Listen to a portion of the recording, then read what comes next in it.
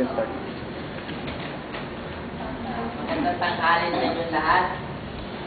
Ako nga pala si Adrian Gilo. Ang aking tatalakayin ay tungkol sa kung paano tayo magtagumpay. Tayo ay magtiyaga hanggang maging matagumpay.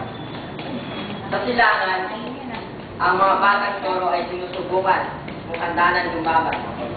Ang bawat isa ay dinadala sa ruweda at hinahayaan na sa lakay ang pikador, habang ang toro ay tinutusok ng sibat. Ang katapangan ng bawat toro ay tinatadya sa pamamagitan ng gamit ng bilang na sumasalakay ito. Kahit may natatamang sakit dahilan sa sugat ng sibat. Mula ngayon ay kikilalanin natin na ang bawat araw sa ating buhay ay sinusubukan katulad ito. Kung tayo ay magtitiyaga, kung tayo ay magpipilit, at patuloy na susulong, tayo ay magtatagumpay. Tayo ay hindi pinanganak sa daigdig sa kabiguan. At hindi rin sa kasawian ang nananalaysay sa ating ugat. Hindi tayo kanunan na naghihintay ng ipagtulakan ng ating mga barkada. Tayo ay nagwagi na.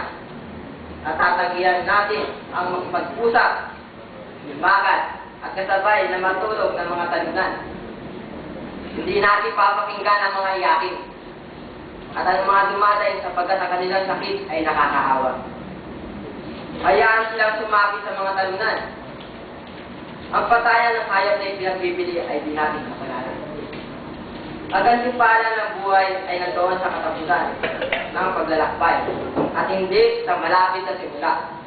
At hindi ibinigay sa atin ang kaalaman na kung ilan ang hakbang na kailangan upang maabot ang ating hangarin. Mula ngayon ay ating iisipin na ang bawat pagsisikap ay katulad ng taga ng ating taba laban sa matigas na punong kahoy. Ang unang taga ay hindi man lamang makasinag kahit ang dalawa o ikatlo. Ang isang taga ay maaaring walang saysay. Ngunit ang tila batang mga hampas sa punong kahoy ang siyang magpapatulpa nito. Ganon din ang ating pagsisikap. Tayo ay ihahagpulan sa patak ng ulan na may ginawang paglibag sa bundok. Ang langgam na lumamang sa tigre. Ang bituin na nagbigay ng liwanag sa lupa. Ang alipin na nagtayo ng piramid. Sapagkat alam natin na ang maliliit na pagtatangka kapag inulit ay siyang magtatapos ng gawain. Hindi natin kikilalanin ang kabiguan at tatanggalin natin sa ating bokabularyo ang mga kataga at katabihan tulad ng pagbibig, di kaya, walang lahat, imposible, di kaya sagutin, di mangyayari, kabiguan, di maaaring gawin, walang pag-asa, pagpuro, sapagkat ito ay salita ng mga hangad. Iiwasan natin ang kawalang pag-asa. Tayo ay magtatrabaho mabuti at magtitiis. Hindi natin iintindihin ang mga sagabal sa ating paanan at patuloy na titingnan ang ating hangarin. Ako ay magsisikap muling magsisikap at patuloy na magsisikap. Ang bawat balakid ay ating kikilalanin na dito. Likuan lamang sa hangarin at hamon sa ating layunin. Ako ay magsisiyaga, o tayo ay magsisiyaga at pauna rin ang kahusayan tulad ng marinero na pinalalakas ang kakayahan sa pamamagitan ng pag-aaral, maglayag kahit matindi ang bagyo. Mula ngayon, tayo ay mag-aaral at isasagawa ang iba pang lihim ng mga taong nangingibabaw.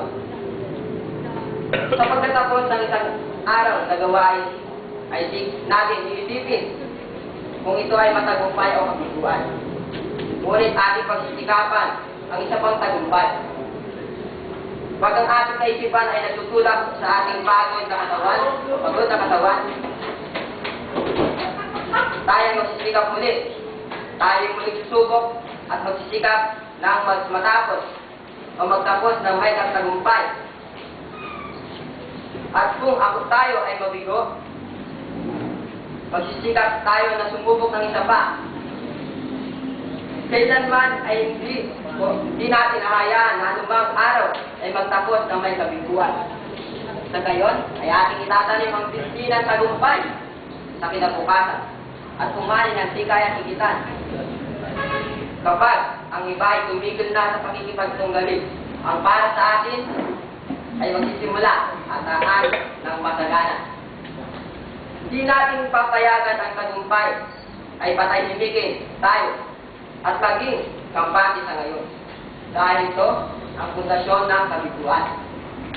Ating kakalimutan ang pangyayari ng mga nakarang araw, maging mabuti man o masama.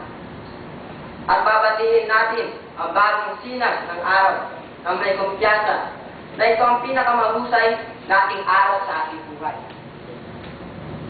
Hanggang tayo ay may hininga, ay ganoon din kahaba ang ating pagsisikap.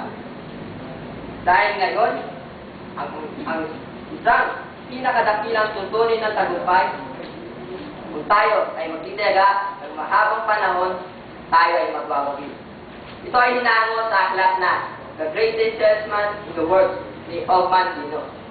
Maraming salamat. Kung tayo magtitiyaga, tayo magwawagi. God bless.